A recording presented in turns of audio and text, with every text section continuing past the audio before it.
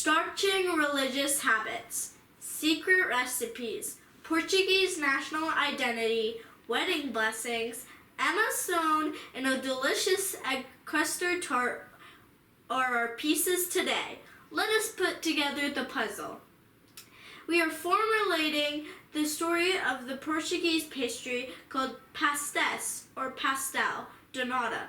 This is a small round pastry with a flaky, puffy crust and a rich, creamy custard filling that is typically baked at a high temperature, resulting in a slightly caramelized golden brown, sometimes blistered or scorched top. You get the natural contrast of a crispy layered pastry shell and the smooth, silky custard filling. It is typically made with egg yolk, sugar, milk, or cream, and often with a hint of vanilla and lemon zest. Traditionally, it is served warm, sprinkled with cinnamon and or powdered sugar, often with a cup of strong espresso or bica on the side. So why egg yolk? Let us travel back to the late 18th century and visit the monks and nuns of the Geronimus Monastery in Blep, an important parish west of Lisbon, Portugal. During those times, convents needed something to starch their religious clothing with, and egg whites provided a convenient solution. So what to do with all the leftover egg yolks? Make various kinds of delicious pastries, of course. The best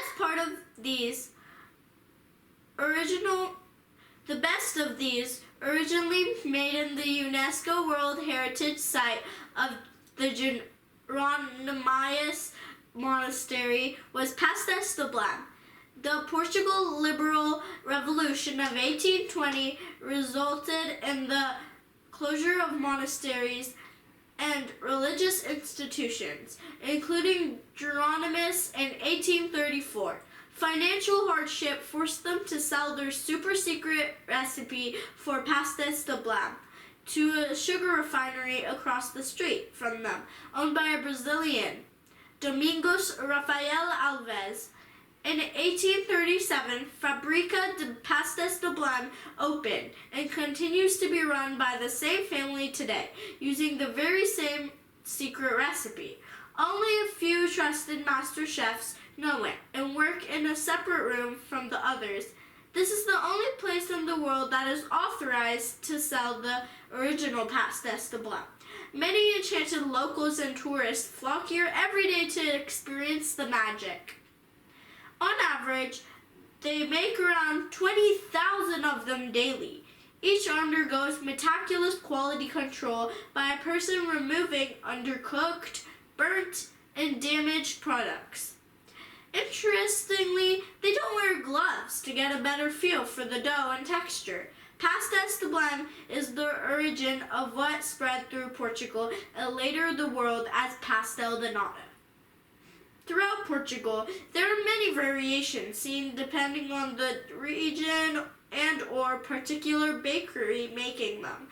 Variations can be seen in size and shape, amount of egg yolk or sugar, oven temperature or type, pastry base, and on and on. Tarts in North Portugal tend to have a thicker, firmer pastry and a less sweet, more lemon-flavored custard, while those in South Portugal often have a softer, delicate, and sweeter custard with pronounced cinnamon. Pastel de Nata's influence is not limited to Portugal itself. Thanks to Portugal's colonial powers of the past, significance to European integration, bewitched tourists, and a few innovative companies. Its reach is wide and far. An article published in 2019 by Bloomberg declared that Pastel de Nata was on its way to becoming ubiquitous as the croissant. It is seen in former Portuguese colonies of Brazil, Angola, Mozambique, Macau, and Goa.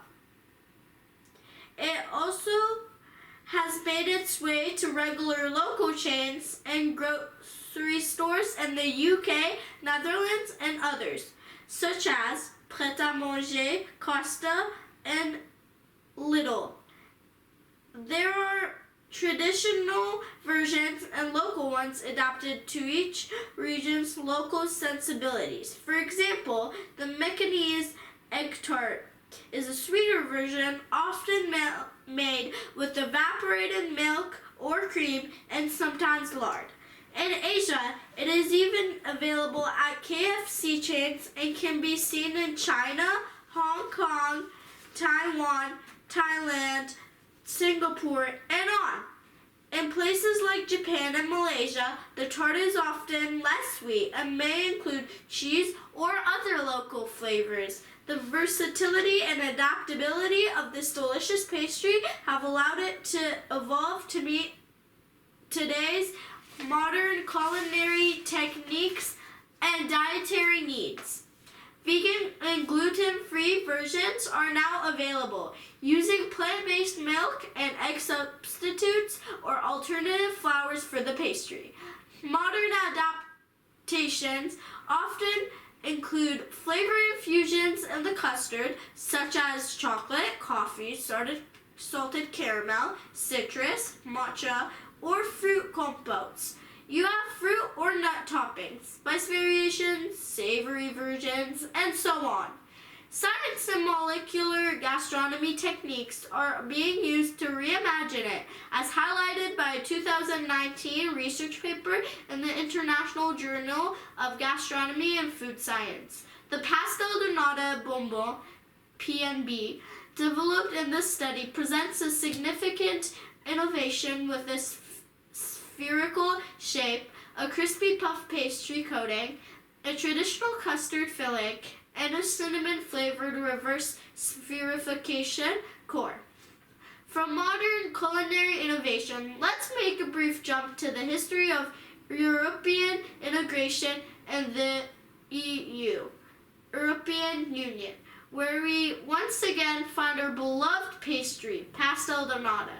Geronimus Monastery was the setting of the Lisbon Treaty of 2007, a crucial event in the establishment of the European Union.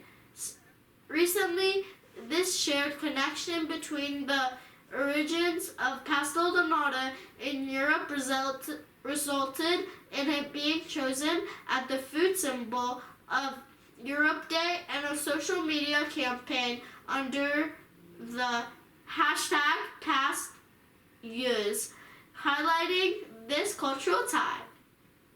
The reach of Pastel de Nata is also evident in pop culture. It has made its way into K-dramas and Hollywood screens. An example is the recent movie, Poor Things, directed by Yorgos Lanthimos. In one part of the movie, set in Lisbon, Emma Stone's childlike character discovers the world of pleasure by eating an enormous quantity of Pastel de Nata. It said that Emma Stone had to eat about 60 of these just to shoot that scene. Religion, history, worldwide reach, culinary innovation, European integration, and pop culture are all parts of this fascinating puzzle. But at the heart and core, we should view Pastel de Nata as a Portuguese national symbol ingrained in the fabric of their society. There's a Portuguese saying that states, "A bride who eats a pastry will never take off her ring." It is a symbol of enduring love and celebration of new beginnings as newlyweds gather to eat it, bringing good luck and prosperity to their union. So let us gather together as the Portuguese like to do. Make connections, eat our delicious pastel de nata, drink our pica, and celebrate the richness of Portuguese culture. Bon appetit! Always be curious, seek out the blurred lines, and be illuminated.